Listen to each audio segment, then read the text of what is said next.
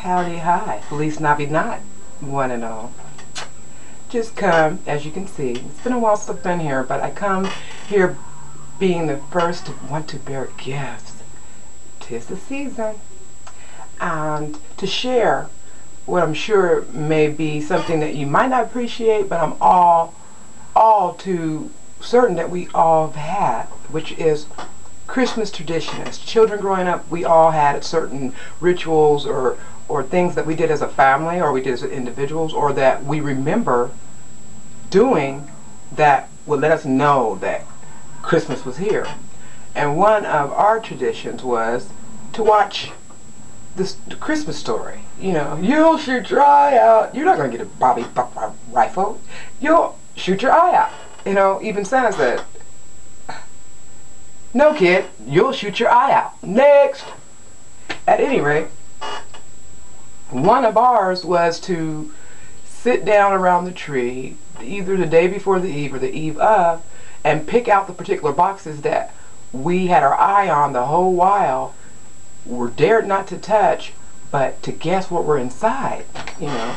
And no matter how many times we do this or we guess, the fun in this tradition wasn't so much in our shaking of the boxes and trying to guess.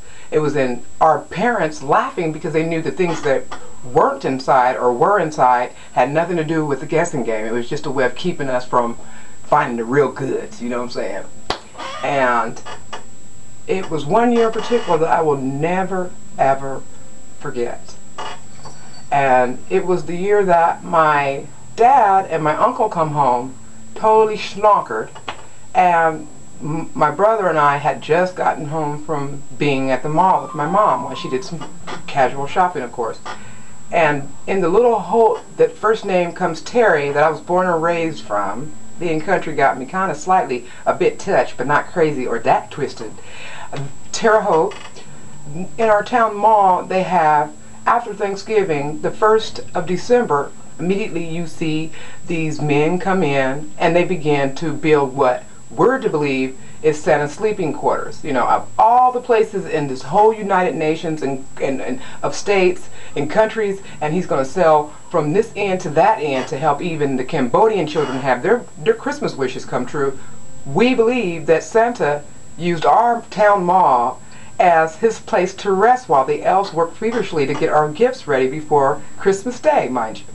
And once the house was complete, which was pretty much a little, it looked like a porta potty box. It was a red box with a white roof, fake snow, a few little ornaments and gift boxes around the outer side of it. And on the outside of the door it says, please do not disturb, Santa's resting. Okay, something to that effect. At any rate, there was this snoring sound coming from this box. And I mean, he was sawing logs, y'all. He was so...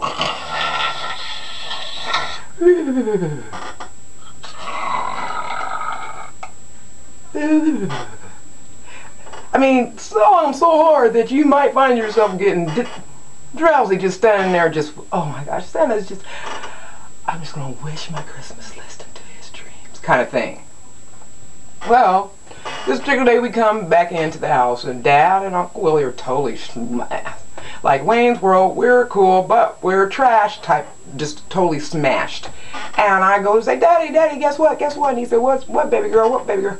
I said, we just went to the mall and Santa's getting ready for Christmas. We heard him resting. He's sleeping. And it won't be long before he be here. And Dad said, you saw Santa? And he said, okay, Santa where? And he was doing what? I said, you know, he come down to the mall, right? And he's got a little house and stuff that they, you know, they hook up for him, but he sleeps there until Christmas Eve. And then he gets up, you know, he's rested, and he goes on to make sure we get all of our presents. He said, you mean that little red box that was in the middle of the mall? I said, yes, sir. You know when you come in the main entrance, as soon as you walk through, you see this little white fence, and if you turn the corner, barely turn the corner, he says to you, Mama, and you see, but you hear this, like, snoring sound. I think he even has a couple of little elves that run around and give the kids candy canes, just so that they know that Santa's thinking about them and he's dreaming of who's getting bad in their sleep, right? I was like, yeah, you know, huh? You know. Well, see, prior to this event or this spectacular revelation that I was faced with, I was under the impression that I don't care who was who and what was done, that my dad and my mom was like personal partners to Santa, you know what I'm saying? Because it'd be like the night before Christmas and all through the house, I couldn't find nothing I asked for, and not even a little box that maybe had a piece of bubble gum I thought I wanted when I was in the grocery store years ago.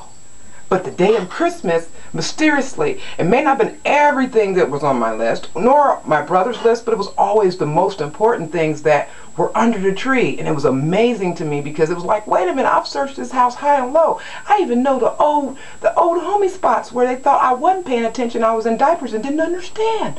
And nothing.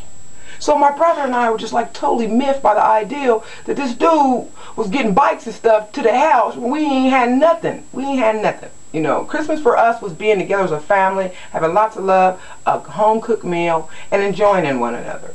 With the exception of, again, one or two of the things that we wanted, but the other things would be things we needed. Shoes, clothes, maybe a winter coat so I doesn't die in the snow we get in Terre Haute, you know, that kind of thing.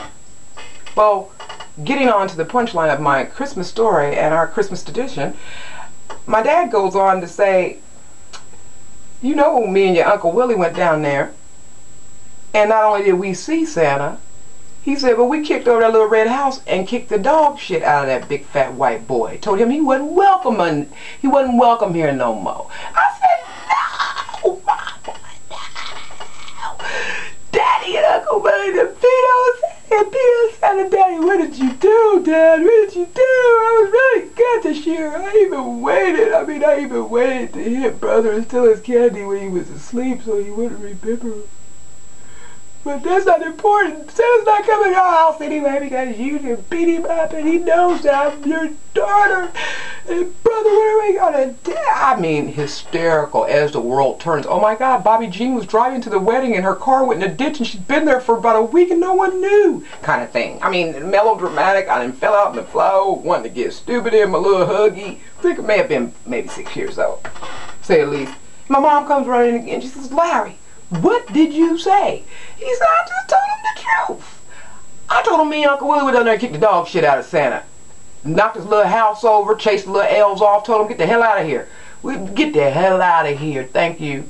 And Mom said, Larry, why would you do that? Up until this point, it was important for my mom, for us, to believe these things. And my dad made one clear, concise but very clarified statement that made sense, and I even came in with my intent on not having children, but actually shared the message with my children, and that was, he said, I'll be damned as hard as I'm out here on the street hustling, because my daddy was the man of Big Daddy. Everybody knew Big Daddy. Anybody from Terre Haute, Indiana, and catch a whiff of this film will say, hell yeah. So if I can get a I like or a amen, everybody knew Big Daddy. My daddy had the only two illegally operated bootleg houses in what was pretty much almost a dry town, country town at top of that, and everybody knew my dad, born and raised out of there.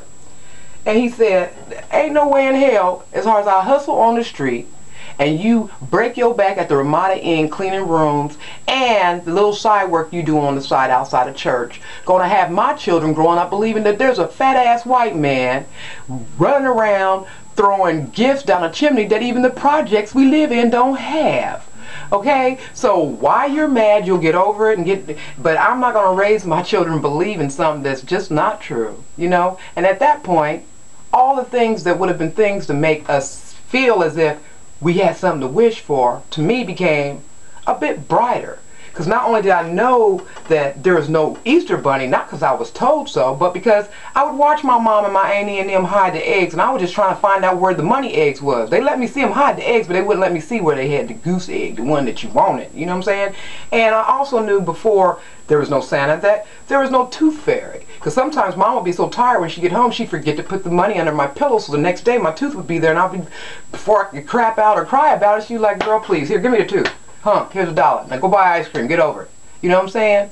And all the things that were considered sacred in the sense that a child should have to keep their innocence were all the things that made it impossible for them to remain innocent for long, because my mom said, all it took was us starting school, and then we became somewhat on the bed version of children that she didn't know anymore, to say the least. Well, in sharing my Christmas story, I hope that you got the gist of it, and the gist of it is, for Christmas to be Christmas, it must be the gift of knowing the true meaning, not the gift that you still paying off from 2 years ago because you have to outdo your sister, and the stuff you have that you re-gift every year because you get a crappy present from the same group of people every year. It may not be a fruit cake this year, it might be a rum cake next year, but at any rate, all of which you don't need a receipt because you give away, you actually rewrap and give to another person whom I'm sure has their own collection. So on that note, I will hope that you will be here to share yours, and if you don't, keep it to yourself. But please, give me your feedback on what it is you think is sacred and what it is that you find that should be most emphasized about Christmas, because truly, dude, I'm like, oh my God, it's like Christmas was in July, and you know, like, you guys are like really messing with me right now because I'm like, oh my God, like they're, I mean, like, Christmas was in July, you know, so that means, okay, I guess December is now April Fool's Day, and the joke's on me. But with that being said, I mean, you guys need to hurry up because I'm already in 11 and you're lagging, dude. I don't care what kind of joke you're playing and how fast things are happening now that I've become an adult and I have children of my own. You guys need to quit playing. I'm in 11. Hurry up and buy. Hurry up and buy it. Until next time, and as always, holla.